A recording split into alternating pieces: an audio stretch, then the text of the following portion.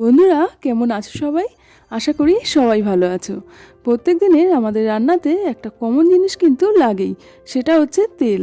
আর একটু ভালো করে 2-3 পদ রান্না করতে অনেকটাই তেল লেগে যায়। আর যে বাড়িতে একটু ভাজাভুজি বেশি হয় তাদের তো কথাই নেই, মাসে তেলের খরচটা কিন্তু তাদের অনেকটাই হয়ে যায়। তবে বন্ধুরা এক্সট্রা তেলের খরচের জন্য আর চিন্তা নেই, কারণ তোমাদের জন্য নিয়ে এসেছি এমন একটা টিপস যেটা তোমাদের খুবই কাজে আসবে। আর এই ভিডিওটা থেকে আশা করছি সবাই উপকৃত হবে, তাই তোমরা ভিডিওটা স্কিপ না করে পুরোটা দেখতে থাকো।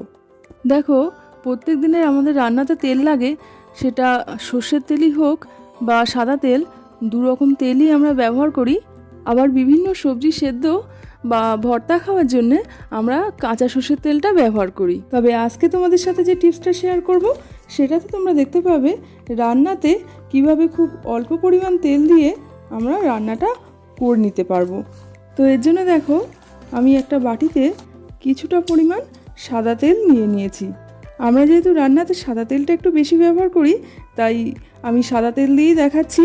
তোমরা যদি রান্নাতে সাদা তেল বা সর্ষের তেল যে তেলই ব্যবহার করো, তো সেটা দিয়েই এই প্রসেসটা করে নেবে, কোনো অসুবিধা নেই।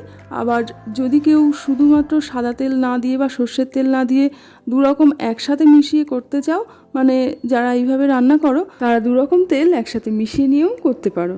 দেখো, এখানে আমি হাফ বাটি পরিমাণ তেলের জন্য 1/3 টেবিল স্পুন পরিমাণ লবণ মিশিয়ে নিলাম। এবারে এই লবণটা তেলের মধ্যে ভালোভাবে মিশিয়ে নিচ্ছি। তবে এটা মনে রাখতে হবে, লবণটা কিন্তু তেলের সাথে পুরোপুরিভাবে মিশে যাবে না, কিছুটা দানা অংশ নিচে থেকে যাবে। এবার আমি যেটা বলতে চাইছি, দেখো এই লবণটা মেশানোর জন্যে তেলের ঘনত্বটা আগের তুলনায় অনেকটাই বেড়ে গেছে।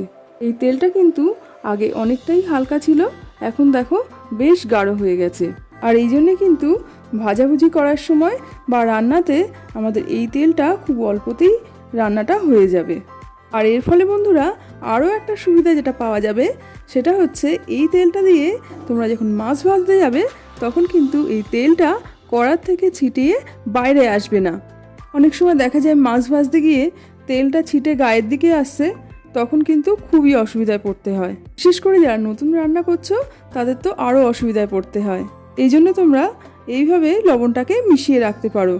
চাইলে তোমরা এরকম অল্প পরিমাণ তেলের সাথে না মিশিয়ে একটু বেশি করে তেল নিয়ে তার সাথে লবণটা মিশিয়ে রাখতে পারো, তাহলে রান্নার সময় অনেকটাই সুবিধা হবে। আজকের ভিডিওটা এখানেই শেষ করছি। ভিডিওটা কেমন লাগলো অবশ্যই কমেন্টে জানিও।